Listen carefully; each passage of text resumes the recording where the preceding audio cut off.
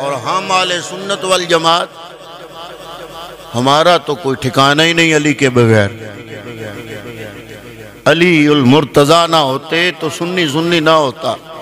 لوگوں نے بڑا غلط سمجھا ہے، لوگوں نے یہ سمجھا ہے کہ ہم نے صحابہ کو اپنی جھولی میں لے لیا، اہل بیت کو اگلوں کی جھولی میں ڈال دیا۔ یہ بات نہیں ہے، حقیقت یہ ہے کہ سنی سنی نہ ہوتا اگر علی نہ ہوتے۔ حضرت ابو ہریرہ رضی اللہ تعالیٰ عنہ روایت کرتے ہیں، طبرانی معجم الاوسط میں حدیث پاک موجود ہے، مستدرک للحاکم میں بھی ہے، اور اسی روایت کو مسند احمد میں بھی درج کیا گیا، بے شمار کتابوں میں یہ حدیث پاک موجود ہے۔ اور یہاں جو میں روایت آپ کی خدمت میں پیش کر رہا ہوں یہ حضرت ابو ہریرہ کی ہے۔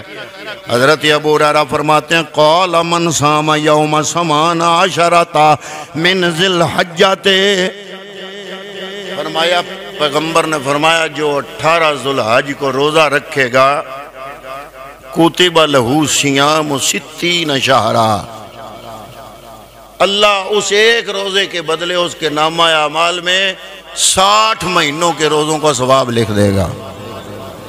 60 دنوں کا نہیں، 60 شہرا، 60 مہینوں کا روزہ، ایک مہینے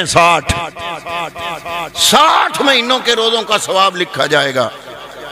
اے ابو ہریرہ کیوں 18 ذی الحج کو کیا ہے؟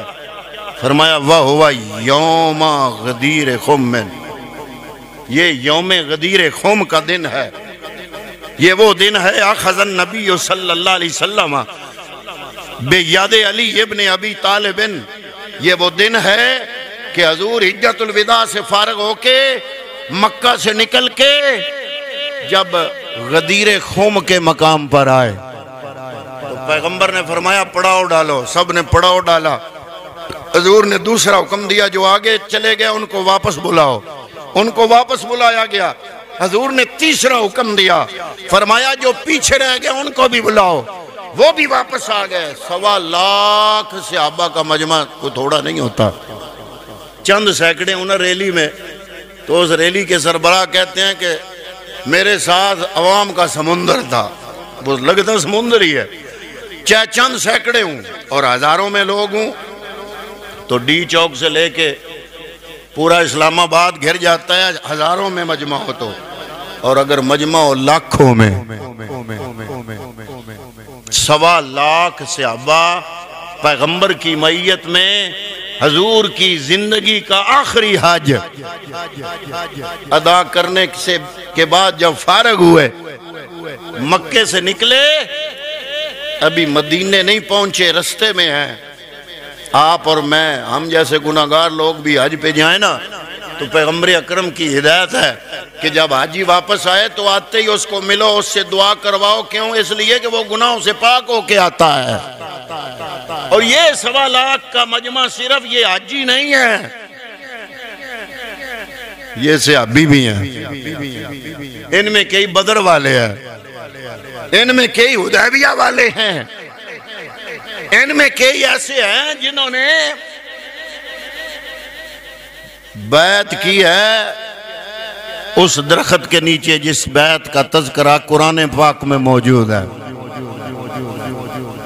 ان میں سابقون الاولون بھی ہے، ان میں بدری بھی ہیں، ان میں بڑے بڑے کبار صحابہ ہیں، ساتھ حج بھی ابھی پڑا۔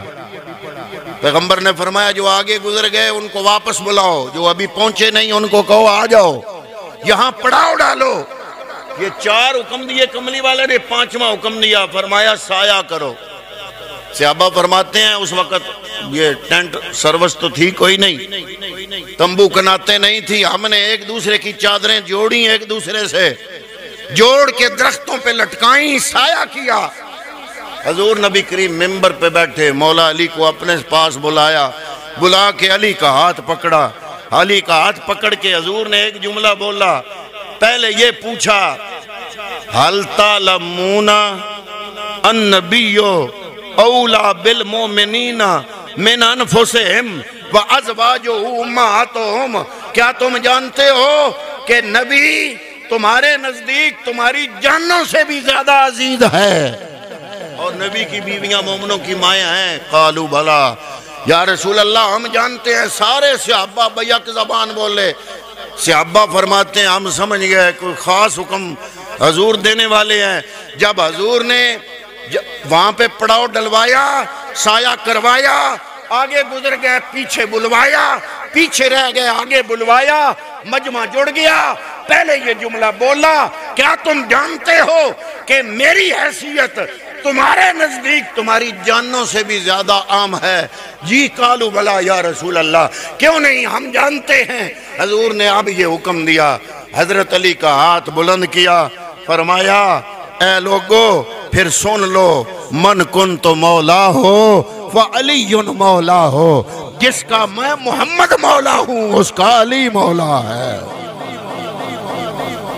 مولا علی المرتضی شیر خدا کو جب یہ پیغام سنا چکے، اب صحابہ کا ری ایکشن کیا تھا؟ فَلَّقِيَ عمر بن الخطاب، حضرت عمر ابن خطاب ملے مولا علی کو. بخ بخ لکا یا ابن ابی طالب، اے ابن ابی طالب تمہیں مبارک ہو، مبارک ہو. آج سے ہر مومن مرد اور ہر مومن عورت کی صبح ہوگی تیری ولایت میں، شام ہوگی تیری ولایت میں. اب جاتے جاتے ایک سوال بھی کرتا چلوں. من کنت مولا فعلی مولا، جس کا میں مولا اس کا علی مولا.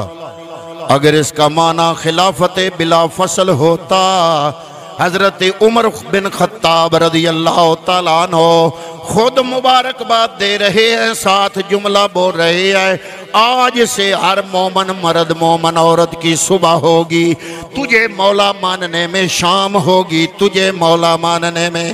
اگر یہ اس کا معنی خلافت بلا فصل ہوتا تو مولا علی کو پیغمبر کی موجودگی میں خلافت کا اعلان کرنا چاہیے تھا، لیکن نہیں، اپنے پرائے سارے جانتے ہیں. جب پیغمبر خود موجود ہے تو پھر خلافت کا سوال ہی پیدا نہیں ہوتا. حضور کی موجودگی میں کوئی کیسے خلیفہ بنے گا؟ لیکن مولا علی مولا بن گئے. پتہ چلا خلافت بلا فصل اور ہے، علی کو مولا ماننا اور